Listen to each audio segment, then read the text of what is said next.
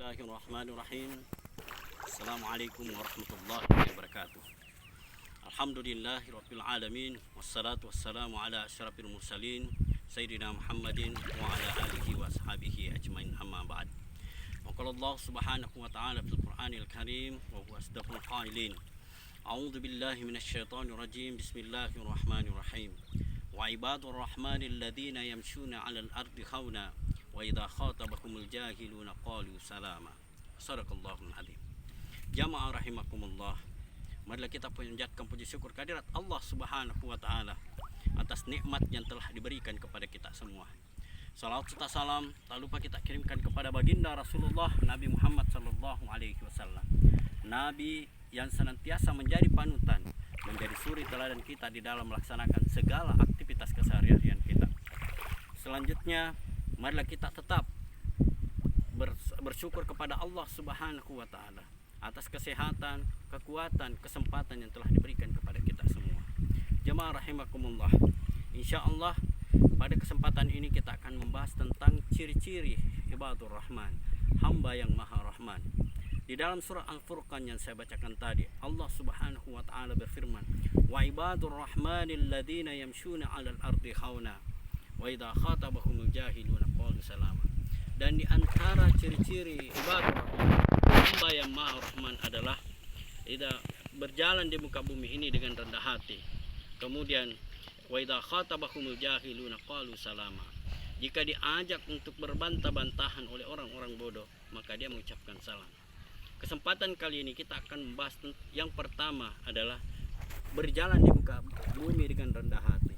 Dalam artian kita berjalan di muka bumi mengarungi kehidupan ini tidak memiliki sifat-sifat sombong. Karena sejatinya kita semua memiliki potensi sifat-sifat sombong, siapapun orangnya. Dan Rasulullah sallallahu alaihi wasallam bersabda, "La yadkhulul jannah man kana fi qalbihi mithqalu dzarratin min kibar." Sekali-kali tidak akan masuk surga, kata Rasulullah, yang apabila di dalam hatinya ada sifat-sifat sombong, ada sifat angkuh, ada sifat takabur, walaupun hanya sebesar biji zarrah. Kemudian ketika Rasulullah menyampaikan seperti ini, ada sahabat bertanya, "Ya Rasulullah, innar rajula yuhibbu ayyakuna thawbuhu hasanan wa na'luhu hasanatan." Ya Rasulullah, bagaimana jika ada seorang yang pakaiannya bagus, alas kakinya bagus? Kemudian Rasulullah SAW bersabda, "Innallaha jamil yuhibbul jamal." Allah itu indah, menyukai keindahan.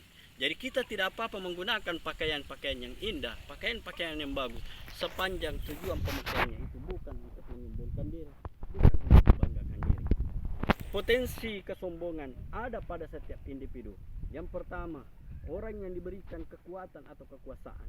Dengan kekuatan, dengan kekuasaan, dia bisa membanggakan dirinya, dia bisa jadi sombong, dia bisa berbuat semena-mena kepada orang-orang yang lemah, orang-orang yang tidak memiliki kekuasaan, atasan terhadap bawahannya. Itu adalah salah satu contohnya. Kemudian yang kedua, orang yang diamanahi fisik yang bagus, fisik yang sehat. Apakah dia ganteng kalau laki-laki, cantik kalau perempuan, sehingga dengan fisiknya yang bagus bisa memandang enteng orang yang memiliki fisik yang standar menengah ke bawah. Apakah kulitnya hitam, orang lain dia hina, ataukah mungkin fisiknya yang cacat. Kemudian yang ketiga adalah orang yang diamanai harta. Dengan kekayaannya dia bisa memandang enteng orang-orang miskin. Dia bisa berbuat semena-mena terhadap orang miskin. Kemudian yang keempat itu adalah orang yang diamanahi ilmu. Dengan ilmunya, dengan strata pendidikannya, bisa memandang enteng orang yang strata pendidikan yang dibawa dari dirinya. Gelarnya berderet di depan dan di belakang, sehingga ketika di dalam diskusi dia harus pasti benar. Karena kenapa? Dia merasa strata pendidikannya lebih tinggi. Kemudian selanjutnya yang bisa membanggakan diri adalah orang yang strata sosialnya lebih tinggi, karena dia mungkin bangsawan, sehingga dengan kebangsawanannya memandang enteng orang yang bukan bangsawan.